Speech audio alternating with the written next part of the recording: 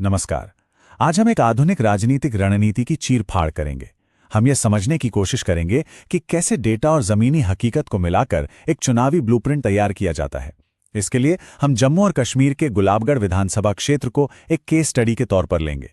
ये विश्लेषण सिर्फ हार और जीत का नहीं है, बल्कि ये शासन और लोगों की उम्मीदों के बीच जो रिश्ता होता है, उसे समझने की एक कोशिश है। तो चलिए सबसे पहले उस जगह को समझते हैं। गुलाबगढ़ जम्मू कश्मीर का एक ग्रामीण पहाड़ी इलाका। ये सीट अनुसूचित जनजाति के लिए आरक्षित है। यहाँ की सियासत का अपना एक बहुत ही पेचीदा इतिहास रहा है। ये एक ऐसी जगह है जहाँ लोग राजनीति से बहुत गहराई से जुड़े हैं और उनकी उम्मीदें सीधी सादी हैं, जो उनकी रोजमर्रा की जिंदगी से जुड़ी हैं: सड़क, बिजली और सुरक्षा। तो एक बड़ा सवाल उठता है कि आज के जमाने में चुनाव असल में जीते कैसे जाते हैं? क्या यह सिर्फ नारों और भाषणों का खेल रह गया है, या इसके पीछे कोई गहरा विज्ञान, कोई सिस्टम काम करता है? इस विश्लेषण में हम देखेंगे कि जवाब डेटा में छिपा है, जमीनी मुद्दों की एक व्यवस्थित समझ में छिपा है। चुनाव अब सिर्फ एक कला नहीं, बल्कि एक इंजीनियरिंग बन चुका है। तो इस पूरे विश्लेषण का जो हमारा सफर है, उसका नक्शा कुछ ऐसा रहेगा। हम गुलाबगढ़ की चुनावी पहेली को समझने से शुरू करेंगे, फिर आंकड़ों की गहराई में उतरेंगे। इसके बाद एक मजबूत चतुर्मुख डॉक्ट्रिन को समझेंगे, फिर एक आदर्श उम्मीदवार की तस्वीर कैसी होनी चाहिए ये देखेंगे, और अंत में शासन के लिए एक ठोस ब्लूप्रिंट पर बात करेंगे। तो चलिए पहले हिस्से से शुरू करते हैं। गुलाबगढ़ की जो चुनावी चुनौती है, वो एक जटिल पहेली की तरह है, और इसे सुलझाने के लिए हर टुकड़े को सही जगह पर रखना बहुत जरूरी है।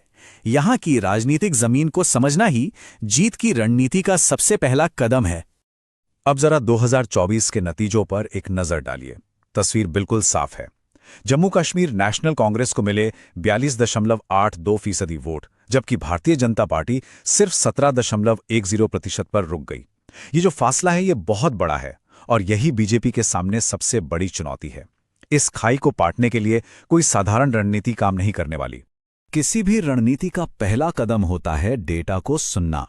आंकड़े सिर्फ नंबर नहीं होते, ये कहानियां सुनाते हैं, वोटर्स की उम्मीदों की, उनकी नाराजगी की और उनके बर्ताव की कहानी।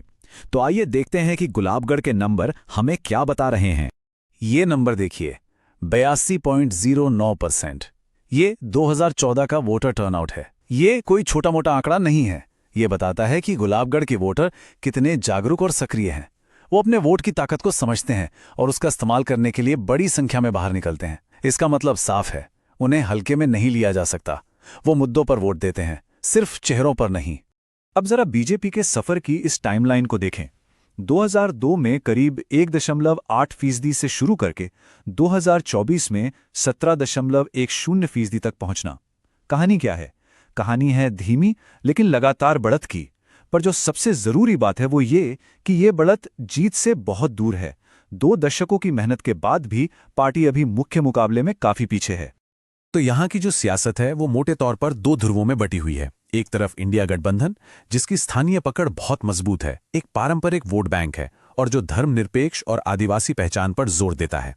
दूसरी तरफ बीजेपी, जिसका वोट शेयर तो बढ़ रहा है, केंद्रीय नेतृत्व भी मजबूत है, लेकिन स्थानीय चेहरा और जमीनी नेटवर्क दोनों ही कमजोर हैं। ये ताकत और कमजोरी का एक क्लासिक मामला है। तो फिर वोटर चाहता क्या है? बड़े बड़े सियासी नारों से हटकर जब हम जमीन पर उतरते हैं, तो उनकी शिकायतें बहुत ही बुनियादी हैं।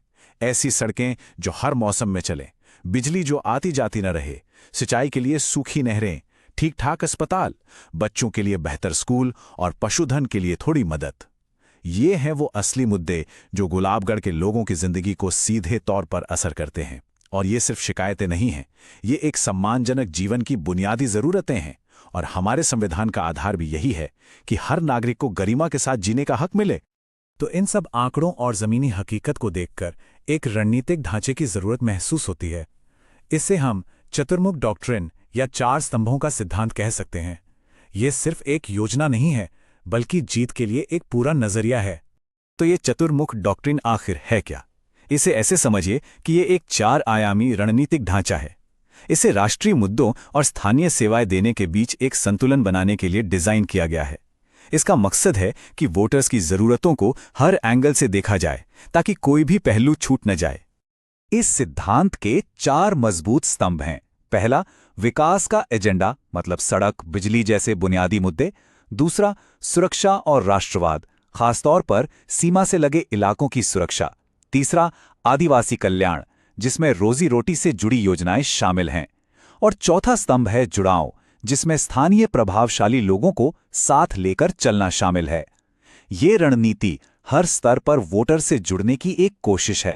देखिए, कोई भी रणनीति कागज पर कितनी भी अच्छी क्यों ना हो, उसे जमीन पर उतारने के लिए एक सही इंसान की जरूरत होती है। तो अब हम डेटा से एक कदम आगे बढ़ेंगे और ये देखेंगे कि एक जीतने वाले उम्मीदवार की शक्लो सूरत, उसका व्यक्तित्व कैसा होना चाहिए। तो कैसा होना चाहिए वो आदर्श उम्मीदवार? आइए उसकी एक तस्वीर बनाते हैं। एक युवा आदिवासी नेता, कोई ऐसा जो इसी मिट्टी से निकला हो, अनुसूचित जनजाति समुदाय का हो और जिसकी जड़ें लोगों में गहरी हों, जिसका रिकॉर्ड बिल्कुल साफ सुथरा हो, जो हिंदी और पहाड़ी दोनों जबानों में लोगों से दिल का रिश्ता जोड़ सके, जो आज के डिजिटल जमाने में सोशल मीडिया पर अपनी बात रखना जानता हो और जिसे पंचायत स्तर पर काम करने का अनुभव हो, और सबसे बढ़कर जिसके दिल में अपने इलाके के विकास के लिए एक आग हो। ये जो लाइन है, ये उस उम्मीदवार की भूमिका का पूरा सार बता देती है। उसे स्थानीय वोटर्स और प्रधानमंत्री के एजेंडे के बीच एक पुल का काम करना है। एक ऐसा इंसान जो दिल्ली की योजनाओं को गांव की जमीन पर उतार सके और गांव की आवाज को दिल्ली तक पहुंचा सके। और अब हम आते हैं अपने आखिरी हिस्से पर। यहां हम देखेंगे कि ये सारा विश्लेषण, ये सारी समझ एक ठोस एक्शन प्लान में कैसे बदलती है। ये सिर्फ चुनाव जीतने की रणनीति नहीं है, ये शासन का एक ब्लूप्रिंट है। तो वापसी की रणनीति क्या है? ये 5 मजबूत कदमों पर खड़ी है। पहला कदम, उस आदर्श युवा आदिवासी नेता को ढूंढना और सामने लाना। दूसरा कदम, पूरे अभियान को स्थानीय शिकायतों पर केंद्रित करना, सड़क, बिजली, पानी। तीसरा कदम, गठबंधनों को ऐसे मैनेज करना कि जो वोटर किसी के साथ नहीं है वो भी साथ आएं। चौथा कदम, डिजिटल दुनिया में विपक्ष के हर नैरेटिव का असरदार जवाब देना। और आखिरी और सबसे अहम कदम, जमीनी कार्यकर्ताओं की एक ऐसी फौज तैयार करना जो बूथ स्तर पर लोगों से सीधा संपर्क बनाए। इसमें डिजिटल रणनीति की भूमिका बहुत अहम हो जाती है। संदेश एकदम साफ होना चाहिए। जियो टारगेटेड विज्ञापन जो राजनीति पर नहीं बल्कि सड़कों और पानी पर फोकस करें। ये एक आधुनिक नजरिया है जो विचारधारा से ज्यादा ठोस फायदों पर जोर देता है। लेकिन यहां ये याद रखना जरूरी है कि डिजिटल दुनिया में लोगों तक पहुंचने का मतलब उनकी निजता का सम्मान करना भी है। भारत का डेटा प्रोटेक्शन कानून इसी सहमति और प्राइवेसी के अधिकार को सुरक्षित करता है। और आखिर में ये एक लाइन इस पूरी कहानी को समेट देती है, डेटा से विजय तक। ये दिखाता है कि कैसे आंकड़ों की गहरी समझ जब जमीनी हकीकत से मिलती है तो एक ऐसी रणनीति बन सकती है जो सिर्फ चुनाव ही नहीं बल्कि लोगों का भरोसा भी जीत सकती है। सवाल अब यह है कि क्या ये ब्लूप्रिंट कागज से निकलकर जमीन पर हकीकत बन पाएगा? इसका जवाब तो भविष्य ही देगा।